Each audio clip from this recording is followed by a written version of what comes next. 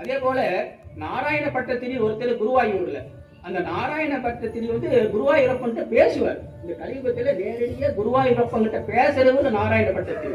ஒரு முறை என்ன பண்றாருன்னாங்க, அந்த குருவாயூரப்பன் யாருன்னா கிருஷ்ணர். அந்த குருவாயூரப்பன் கிட்ட இவரை ராமாவதாரத்தை சொல்றாரு, ஸ்லோகமா பாட்டா சொல்லிட்டு இருக்கிறார்.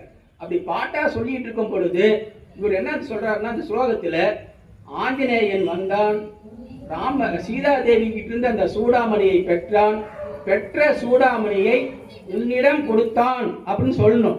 உடனே நிறுத்திட்டார். ஏன்னா இது குருவாயூரப்பன். இவர் நினைக்காரு, நீ குருவாயூரப்பன், சூடாமணியை அனுமன் கொடுத்தது ராமர் கிட்ட, உங்ககிட்ட கொடுத்தேன்னு சொன்ன கதையே தப்பாயிருமே அப்படின்னு ஒரு நிமிஷம் நிறுத்திட்டார்.